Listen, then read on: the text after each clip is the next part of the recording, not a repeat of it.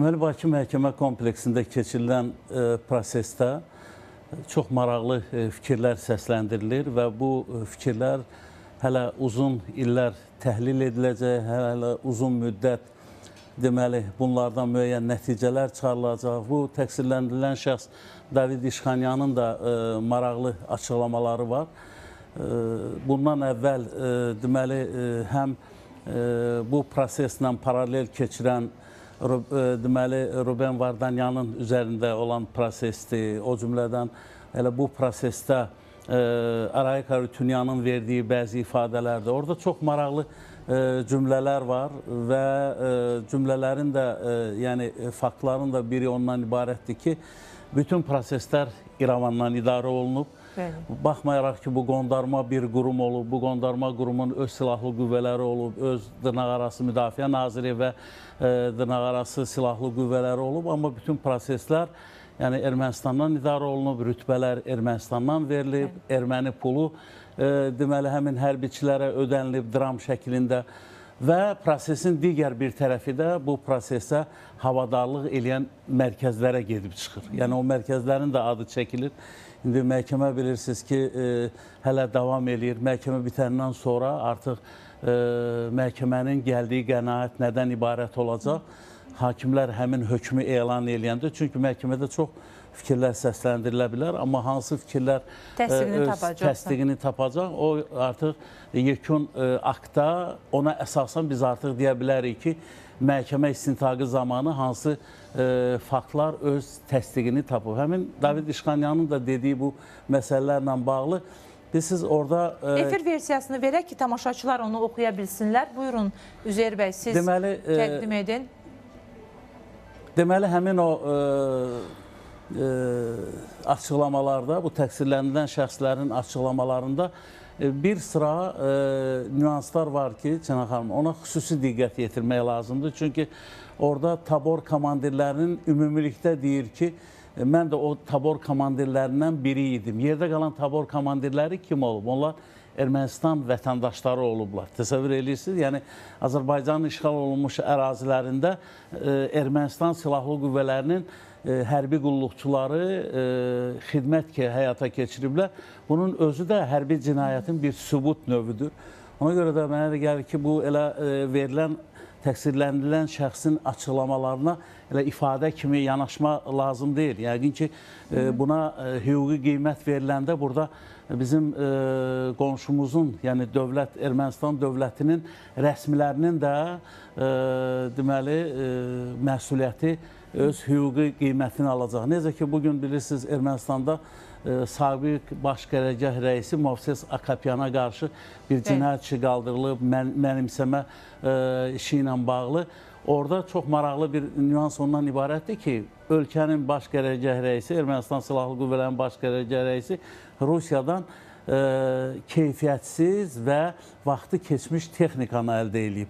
Təsəvvür edirsiniz, yəni bu nə deməkdir? Yəni orada çox maraqlı detallar var. İndi biz məhkəməni... Digər bir stata da baxaq Üzeyir bəy. Daha sonra bunun üzərindən də şərhlərinizi alım. Ermənistan daxilindəki proseslərə də diqqət yetirərik. Və bu zamanda deyilir ki, o dövr üçün mən deyə bilmərəm. Çünki o dövrdə çox gənc idim. Amma yetkinləşdiyim dövrdə strateji məqsədlərin, strateji prinsiplərin nələr olduğunu artıq başa düşmüşdüm. Məqsəd Qarabağın Ermənistana birləşdirilməsi idi, deyir. Bilirsiniz, Çınar xanım, dəyərli izləyicilər, bu günləri artıq ədalət mühakiməsi qarşısında bu şəxslər bəzi şeyləri etiraf eləməyə başlayıblar. Mən gənc idim, mən səhv eləmişəm.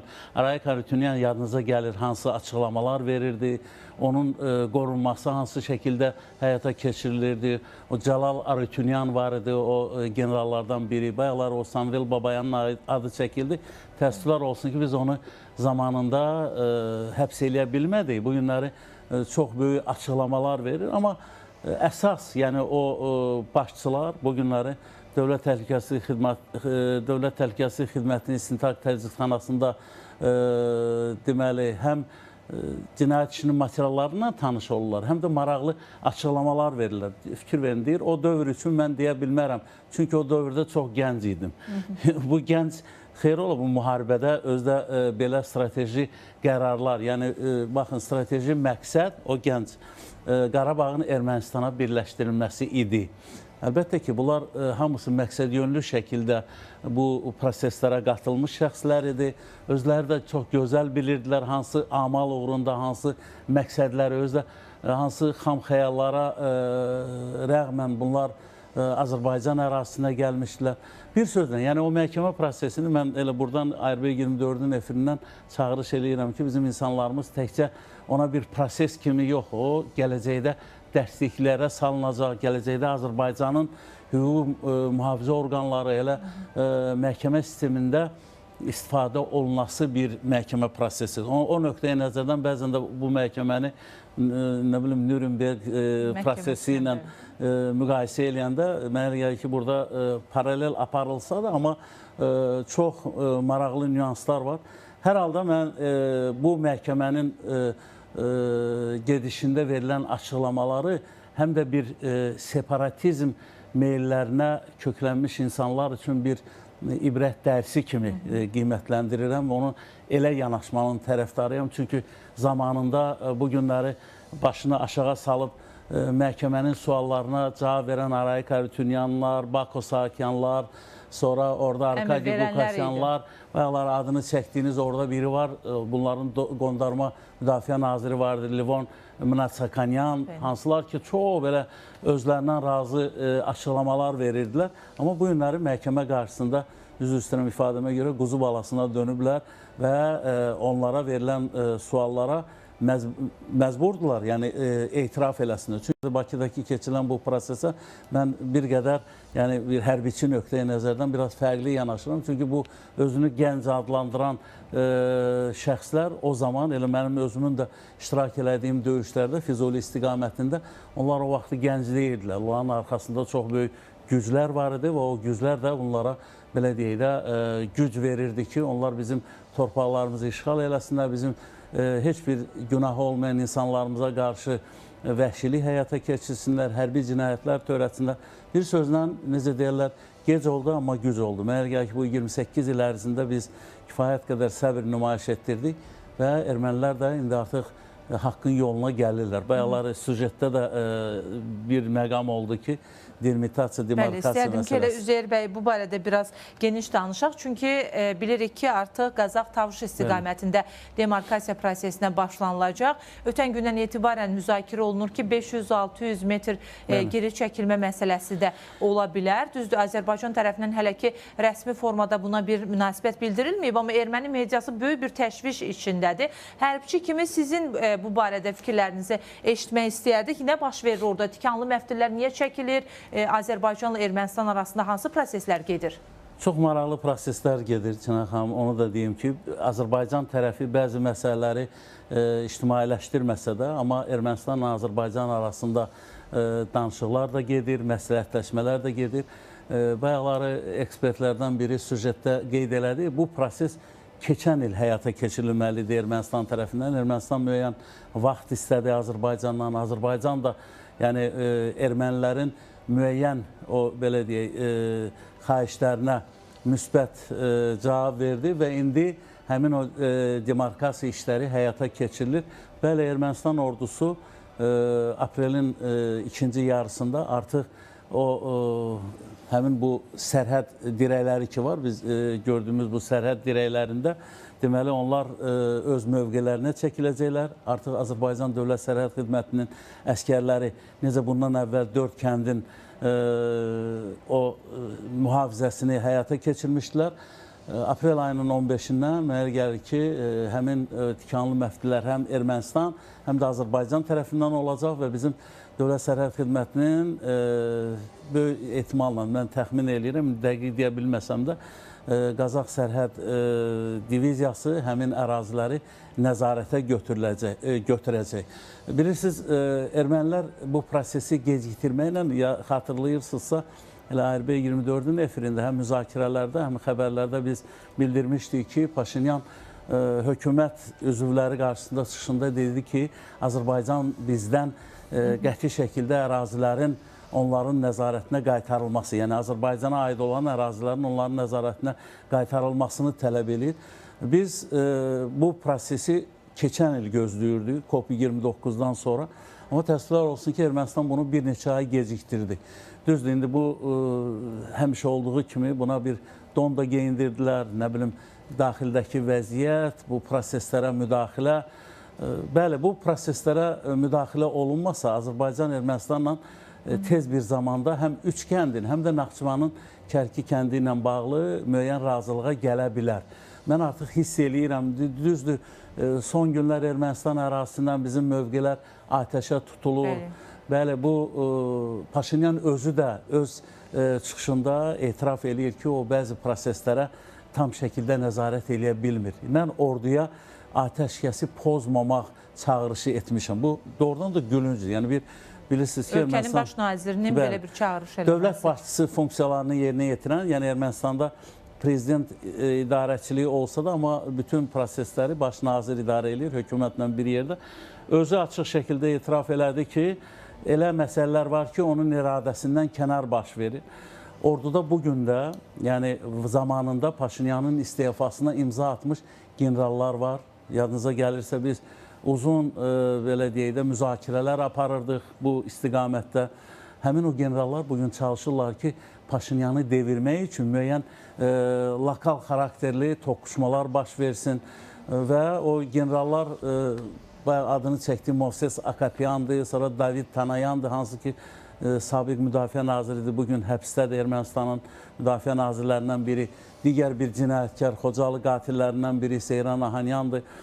Onların da özlərinin Ermənistan daxilində müəyyən maraqları var. Düzdür, Paşinyan müəyyən prosesləri idarə eləsə də, amma bütün proseslərə tam şəkildə nəzarət etmək gücündə deyil. Cənab xanım, baxın, ötən həftələrdə yenə də separatçıların o tör-töküntüləri Ermənistan küçələrində bir balaca neysə aksiya keçirməyə cəhd elədilər. Aksiya keçirməklə, yəni diqqəti özlərinə cəlb etmək üçün bir şou qurmağa çalışdılar, amma Ermənistan tərəfi rəsmi olaraq xəbərdarlıq alıb ki, onlar bütün bu provokativ, bu təxribatçı addımlardan əl çəkməlidirlər. Üzeyir bəy, bir də müharibə anonsu verilmişdi apreldə və artıq aprel olduğu üçün aprelin 4-ünü yaşayırıq. Bu müstəvidə narahatlıqlar da artır cəmiyyətdə. Bilirik ki, yaxınları hərbi xidmətdə olanlar var, davamlı soruşurlar, məlumat əldə etməyə çalışırlar. Erməni mediası, daha doğrusu erməni rəsmiləri deyir ki, müharibə olmayacaq. Erməni mediası da bunu yazır. Ancaq Azərbaycanda hələ də belə bir narahatlıq qalır. Hazırki şərait, hazırki vəziyyət müharibə olacağı ilə bağlı hər hansı bir ehtimalı ortaya qoyurmu Üzeyir bəy? Mən bunu dəfələrlə, bu mənim şəxsi subyektiv fikrimdir, dəfələrlə demişəm, Ermənistan hansı gücü ilə müharibəyə başlayacaq və bu müharibəni aparmaq üçün onun iqtisadi resursları yetəcəkmi, bəs edəcəkmi? Hindistandan alınmış, nə bilim, orada akaşlardır və yaxud da ki, Fransadan alınmış bastionlardır, nəyi həll eləyəcək? Azərbaycanın həmin o silahlardan qat-qat, yəni yeni nəsil olan hava hücumundan müdafiə və hərbi hava qüvvələri. Bayaqları siz qeyd elədiniz ki, Azərbaycan ərazilərini artıq daha müasir, o məşhur filmdəki deyildiyi kimi Abrazavonski usulu ilə dronlarla müşahidə aparırlar, nəyəsə müdaxilə eləmək istəyirlər. Özləri də gözəl bilirlər ki, həmin o dronlar bir sıra ölkələrin kənd təsərrüfatında istifadə elədiyi dronlardır və Azərbaycan həm Dövlət Sərhəd Xidməti, Azərbaycan Müdafiə Nazirliyi üçün o dronları zərərsizləşdirmək 2x2 qədər asan bir məsələdir. O ki, qaldı müharibə, mən müharibə hiss eləmirəm.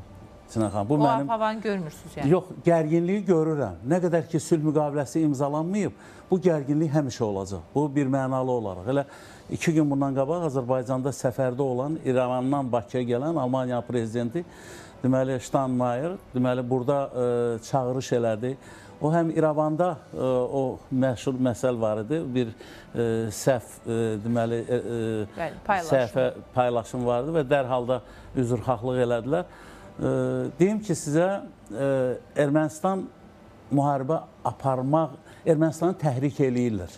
Açığın deyim, Sinan xanım, bu bəzi dövlətlər, görünən və görünməyən dövlətlər var, hansılar ki, istəyirlər ki, bu günləri sülh prosesi pozulsun, bəziləri çağırış edirlər, gəlin bizim ölkəmizdə bu sənədi imzalayın, bizim ölkəmiz tarixə düşsün, nə bilim, çoxlu çağırışlar var. Yenə də əvvəlki müzakirələrdə olduğu kimi bugün də bir daha qeyd eləmək istəyirəm ki, əgər Azərbaycanla Ermənistana təsir və yaxud da ki, bu proseslərə müdaxilə edən ölkələr olmasa, Azərbaycanla Ermənistan qısa bir müddətə razılıq əldə edərlər. Ancaq Üzeyir bəy, Yerkrapa kimi erməni terror təşkilatının rəhbəri gedir şərti sərhədə. Bu da ağıllarda müəyyən suallar yaradır axı ki, bundan öncə edilən təxribatlarda da onun adına, onların ayağına yazdılar məsələni. İndi də Ermənistan baş naziri çəkilib qırağa, sanki onun proseslərdən sizin də dediyiniz kimi xəbəri yoxdur. O Yerkrapanın da vaxtına az qalıb. Açığını deyim ki, nəyə görə deyirəm, Yerkrapanı da Ermənistan Silahlı Qüvvələrindən uzaqlaşdıracaqlar və Yerkrapa bu günləri Paşinyan üçün çox böyük bir baş ağrıya çevrilir. Bilirsiniz, 2023-cü ildə, 2 il bundan qabaq, onlar bizim sərhəddə atəş açdılar, bizim Dövlət Sərhəd Xidmətinin hərbi qulluqçusu yaralandı və hansı zərbəni aldılar? Düzdür, onlar çağırış elədilər ki, biz bu məsələni araşdıracağıq. Heç biz o araşdırmağa, heç onlara əziyyət də vermədik. O məsələni qısa bir müddətdə elə öz ərazilərində həll elədik və onlar başa düşdülər ki, həm Azərbaycan Müdafiə Nazirliyinin, həm Azərbaycan Dövlət Sərhəd Xidmətinin imkanları yetərincədir, kifayət qədərdir ki, hansı nöqtədə yerləşmələrindən asılı olmayaraq biz həmin məsələni lazımi şəkildə yerinə yetirək. Yerkrapa yaxın vaxtlarda Ermənistan Silahlı Qüvvələrinin tərkibindən uzaqlaşdırılacaq. Bildiyim qədər yaxın aylarda Paşinyan həm Müdafiə Nazirliyi sistemində, ümumiyyətlə hökumətdə də çox ciddi kadr dəyişikliklərini həyata keçirməyə hazırlaşır. Amma onun kadr potensialı yetərincə deyil. Baxın, görün, Ermənistan Daxili İşlər Naziri qadındır, indi analıq məzuniyyətinə gedir. Kadr tapa bilmirlər ki, ölkənin daxili işlərini kimə həvalə eləsinlər. Yəni, demək istəyirəm, Ermənistanda çox bir mürəkkəb bir vəziyyətdir. Amma ümid eləyirəm ki, Paşinyan bu dönəmi də, o çox çətin bir dönəmi keçir. Bu dönəmi də addasa Azərbaycanla tez bir zamanda müəyyən məsələləri həm hüquqi nöqteyi nəzərdən, həm də digər, yəni mənəvi cəhətdən də, yəni Ermənistanın Azərbaycan qarşısında çox böyük öhdəlikləri var. O öhdəlikləri də Ermənistan yerinə yetirməlidir. Bir cümlədə deyim, Sinan xanım, Azərbaycan prezidenti ötən günlərdə bir daha Ermənistanın diqqətinə çatdırdı ki, bizim əsas iki şərtimiz, ATƏT Minsk qrupunun ləğvi, bir də ki, Ermənistan konstitusiyasında Azərbaycana elə Türkiyəyə qarşı olan o ərazi iddiasından Ermənistan əl çəkməlidir. Əl çəkəcəyi təqdirdə bizim hər hansı bir nə ərazi iddiamız, nə də hansısa bir digər iddiamız qalmayıb və yoxdur.